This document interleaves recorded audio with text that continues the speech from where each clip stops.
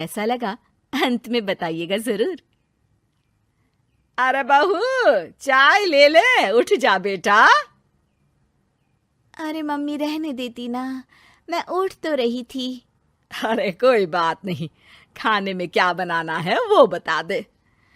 देख लो माँ, कुछ भी जो ये कहे बना लेते हैं। बेटा, मैंने तो जो सब्जी थी वो काट दी है, तू बस रोटियां बना लेना। ये हर रोज सुबह का सीन था ममता के ससुराल का। एक दिन पड़ोसन कहती है, अरे बहन जी, सारा दिन काम करती रहती हो, थकती नहीं क्या आप? बहू क्या करती रहती है सारा दिन? अरे वो भी कुछ ना कुछ करती ही रहती होगी।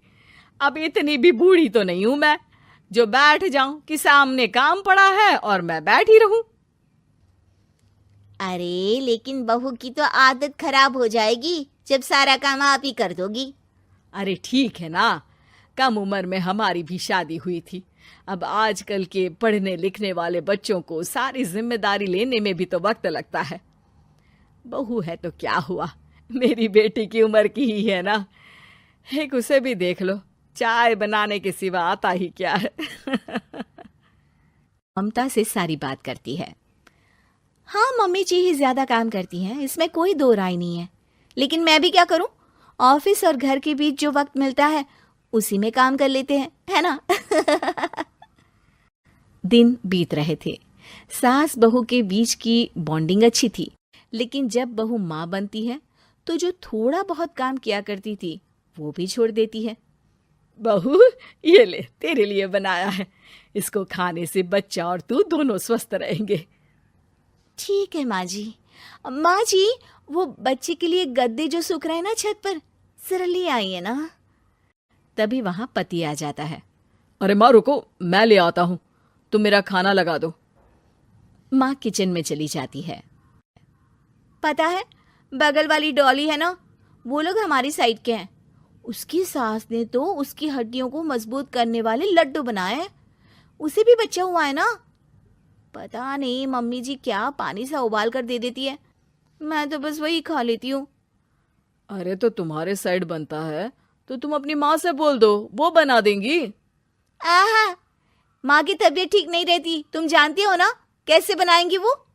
अरे क्या हो गया सासू माँ को? कल तक तो फेसबुक में किटी की फोटो डाल रही थी। अच्छा अच्छा, चुप रहिए। डॉली की सास ने मनाया है, तुम लोगों का भी तो फर्ज बनता है। तभी वहां सास आ जाती है। ये ले बहू, गर्म पानी की बोतल, गर्म पानी पीने से पेट अंदर हो जाएगा। नहीं नहीं माँ जी, गर्म पानी पीने से प्यास नहीं बुझती। अरे पी लेना बेटा। वो बगल वाली डॉली को तो जानती है ना, जो तुम लोगों के साइड की है। तेरे साथ ही उसका भी बच्चा हुआ था। बेचारे का कोई ख्याल रखने वाला नहीं, सारा काम करती है और रात में बस एक लड्डू खाकर सो जाती है। पेट तो लटक ही गया है और बच्चा तो कितना कमजोर सा है उसका। अच्छा माँ, क्या बात है, डॉली की ये हाल है? क्यों मैडम, क्या कहना है आपका? अब पता है मुझे, किसी के पास मेरी सास की तरह सास थोड़ी ना है। नहीं नहीं बेटा, ऐसा नहीं है। मेरे लिए तो तुम सभी मेरे बच्चे जैसे ही हो। ममता को समझ में नहीं आता कि वो सास में कैसे कोई बुराई निकाले, क्योंकि हर कोई उससे उसकी सास की तारीफ ही किया करता था। एक रोज ममता के घर उसकी ननद आती है। अरे भाभी, मुन्नी को तो 6 महीने हो गए, आप अभी भी बेड पर हो। आ गई है आप? कैसी हैं बुआ? बच्चा होने के 6 महीने बाद आई हैं आप? भाभी, अमेरिका दूर है ना तो वक्त लग जाता है। अब इनकी छुट्टी अभी थी तो सभी आ गए। वैसे माँ कहाँ है? थकी हारी सास बेटी को देखकर खुश हो जाती है।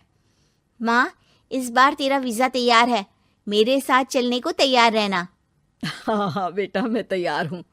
अरे ऐसे कैसे माँ, मैं कैसे मैनेज करूंगी? कैसे मतलब? जैसे मैंने किया अमेरिका में, आप इंडिया में कर लेना। वैसे आपका तो मायका भी पास ही में है ना। हाँ वो तो है, लेकिन वहाँ माँ के पास वक्त नहीं होता। ईश्वर भक्ति में उनका सारा समय चला जाता है। भाभी, बेटी परेशान हो तो माँ का ध्यान आरती में कैसे लग सकता है? समझ में ही नहीं आता। वैसे भी अब माँ को मैं अपने साथ ले जा रही हूँ। माँ को विदेश घूमने का शौक है ना।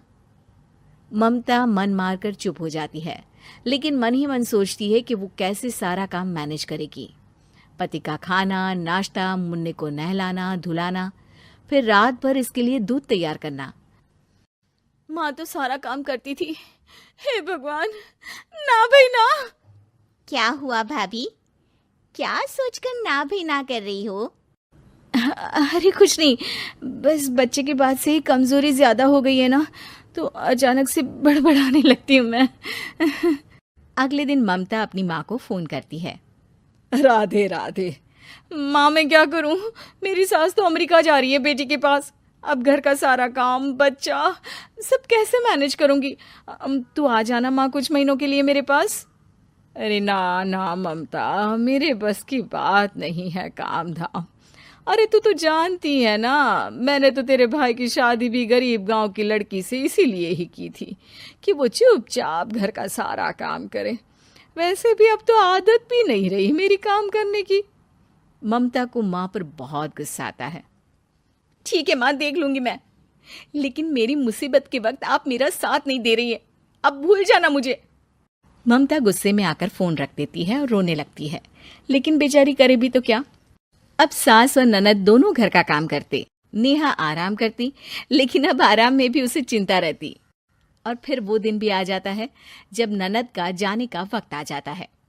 भाभी मैं जा रही हूँ, अपना और मुन्ने का ख्याल रखना। ममता सास को देखती है और गले लगकर रोने लगती है।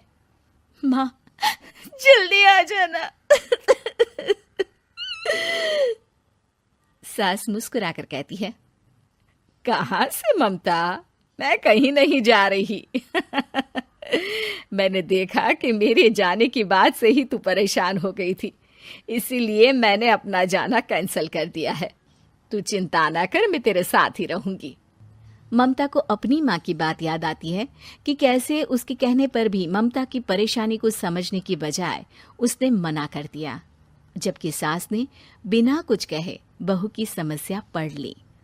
हाँ माँ, हम सब साथ चलेंगे बाद में दीदी के घर अमेरिका। आज से आप रानी बनकर रहना और मुन्ने को देखना। मैं समझ चुकी हूँ कि मेरा फर्ज क्या है।